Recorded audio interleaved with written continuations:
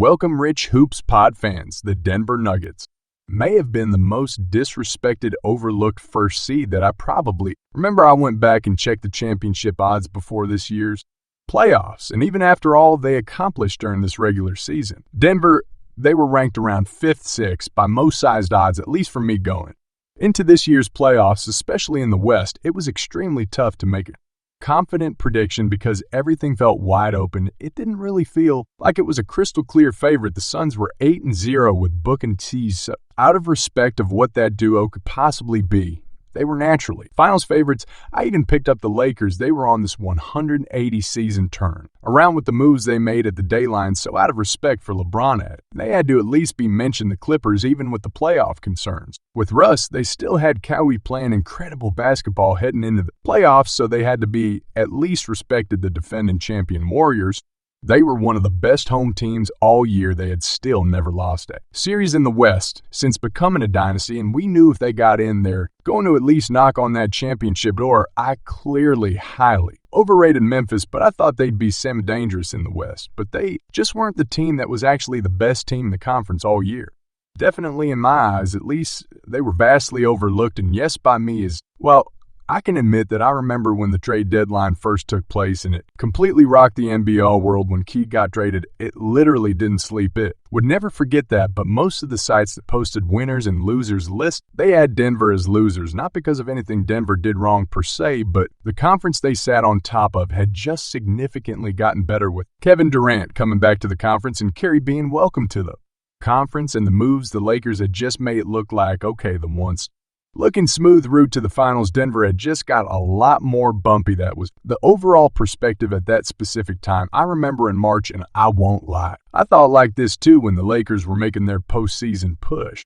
Plenty of people thought it's going to be a nightmare of a matchup if Denver happens to see the Lakers in that first round. And Vando was this crazy defensive tandem that Yogi's just didn't want to see. LeBron's going to have a freeway to the lane because Yogi's isn't much of a rim protector. Denver was a below average defensive team all season, so how was they going to stop a LeBron? At pick and roll, all series had killed this team in the bubble. This was pretty much the sentiment of how this series can possibly play out, and now with all the narratives out the way, JOKIC being this overrated if that hasn't done much into playoffs, the Nuggets being the least scary first seed in a long time. Let's take a deeper dive into what really happened. Denver was literally the best team in the conference all season long, even with their defensive struggles and somewhat of their struggles on the road. They were such a potent machine of an offense and damn near unbeatable at home that it pretty much made up for anyway. Concerns that we may have had with how Nikola Jokic quarterbacks that offense, and they pick and roll him and Murray developed. They were the most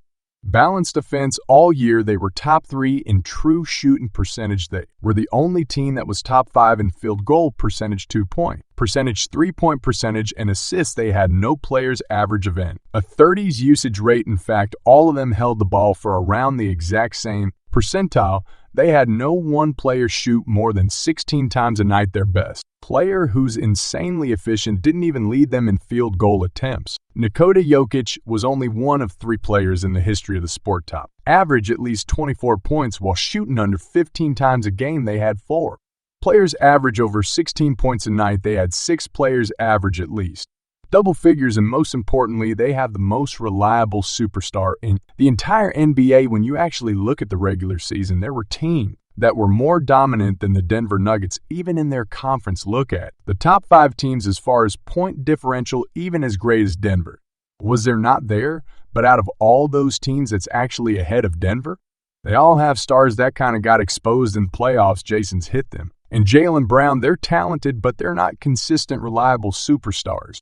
Donovan Mitchell, he shrunk. James Harden and Joel Embiid, they both shrunk. Josh limitations, they got exposed. Giannis, I love him, but he still struggles to shoot free throws, and he got exposed a little bit. All of them got exposed in the playoffs to some extent. Nikola Jokic and Jamal Murray were simply the most consistent duo during these playoffs, and that's ultimately why they're in the finals. Jamal Murray has scored 25 points or more in 10 out of the 15 playoff games they had. He and Jokic are the only set of teammates to be both top 5 in this category throughout the game. They just complement each other so perfectly. Jokic is top 5 in points per game in the first half, and Jamal Murray is Top 5 in points per game. In the second half, they have 4 starters all. Shooting 40 from deep during these playoffs, they were one of the best teams at it. Home all regular season, and in these playoffs, they've still yet to lose at it.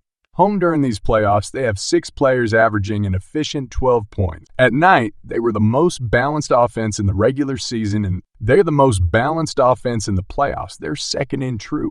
Shooting percentage, field goal percentage, 3-point percentage points. They're first in offensive rating, net rating, and let's just be honest, they have the best player in the world with 15 games. Played this man is averaging a triple. Double a 30-point triple-double. He just broke the record for the most triple-doubles in a single playoff run ever, with minimum at least 4 more. Games to go, there's only been 5 players to average a triple-double in the playoffs. He's doing by far the most. Efficiently, he's destroying the league in plus-minus. In fact, he's only had 1 game where he was a negative. He's destroying the league in PER. Any narrative that was ever written about this man has proven to be false. This team is, to me, the most disrespected first seed that I can remember, because it's one thing to be disrespected as a first seed and you don't even have a top 10 player like Utah a few years ago, or Atlanta a few years ago, or Boston when they had Isaiah Thomas. It's a whole different level of disrespect to have arguably the best player in the world on your team, literally the reigning back